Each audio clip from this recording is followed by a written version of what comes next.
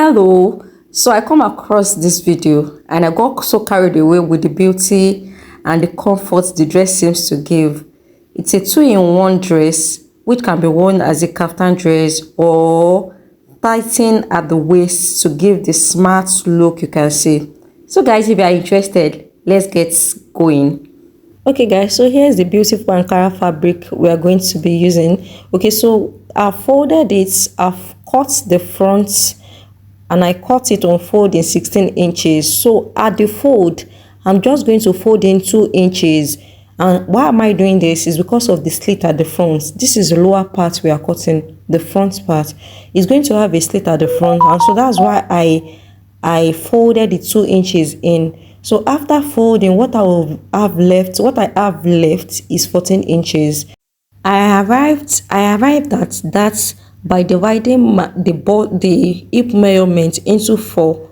So after dividing it, the hip measurement we are working with is 42, and that gives me 10.25. I then added I added 3.75 to it, which gave me 14 altogether. So this is what we are going to be using for this. Moving forward, we impute our lines on it.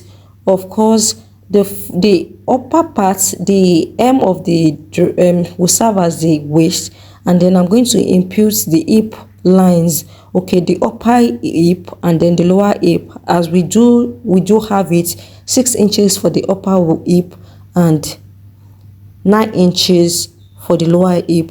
Okay, so I'm also going to impute the knee length, the knee measurements, the knee line. So the waist, the half length is 15 inches. So I just drew up my tape roll to get the accurate 33 inches knee length that we desire. Okay, so the next thing I'm going to do now is just connect it together like you see me do, because it's a free dress. Okay, so we are using the highest part, the biggest part of the body to cut it out, and that's why I'm just ruling it all the way down. But at the nail, I'm going to just remove, for us to have that step effect, I'm going to remove just 1 inch from the nail and then connect it to the hip as you see me do. The same thing I have on my knee is what I'm going to impute to the hem length, and afterwards I will cut everything out. Okay, so that's that. So our front lower part. So the next thing we are going to do now is place it on our back and then use it to cut it out.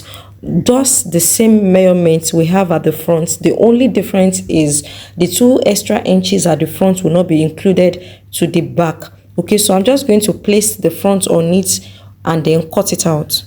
Right away, I'm going to set the back aside. I'm going to set it aside and then we'll deal with the front.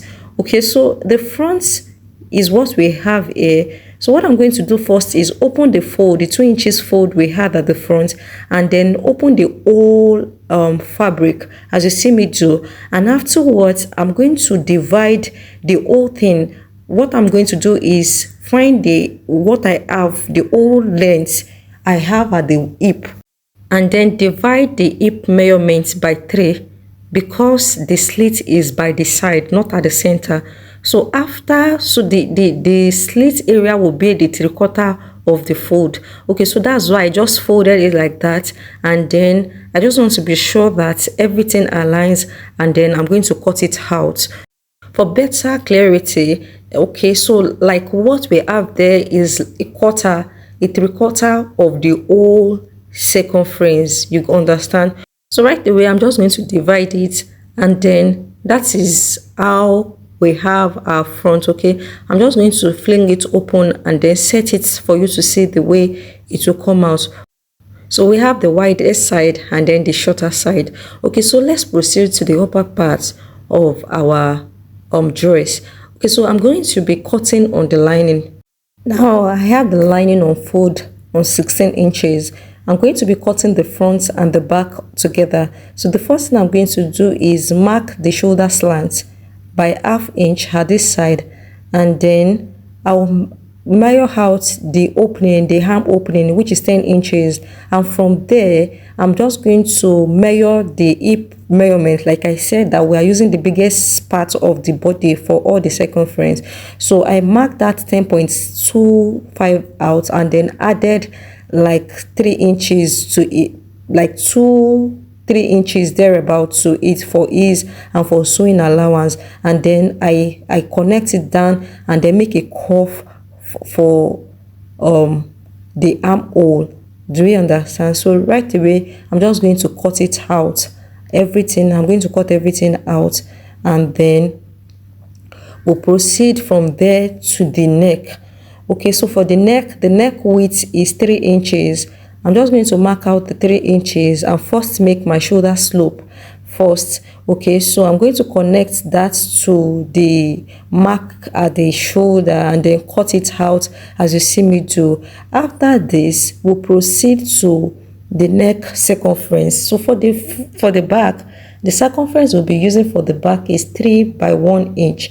And I also want to remind you that for the upper part of this dress is in form of kimono. So kimono is a kimono cut, so I'm just going to use 3 by 1 for the front, for the back rather, and also the dress won't have a zip. Okay, so for the front, all I'm going to do is, okay, make sure it aligns and then draw down the neckline all the way down to the waistline as you see, and then I'm going to cut it out. After cutting it out, I observed that there is a need for us to align the neck to the down part of the dress because it's a kimono. So I'm just going to cut the excess out as you see me do, and that is all to the cutting of the dress, so of the upper part of the dress. So I'm just going to use my lining to cut the Ankara fabric out. Okay guys, so I have everything cut out as you can see. So what I'm going to do now is to show you how to fix it. Okay, so just like we do to our kimono, I'm just going to open it this way and then place my lining on it like you see me do. Okay, and then connect just the sides.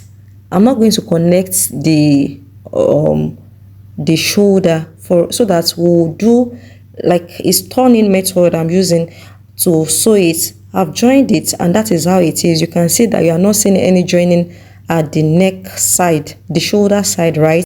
The sewing is an inner one. It's just to make it neat. Okay, so the next thing I'm going to do now is I'm going to cut out the strap for the neck side.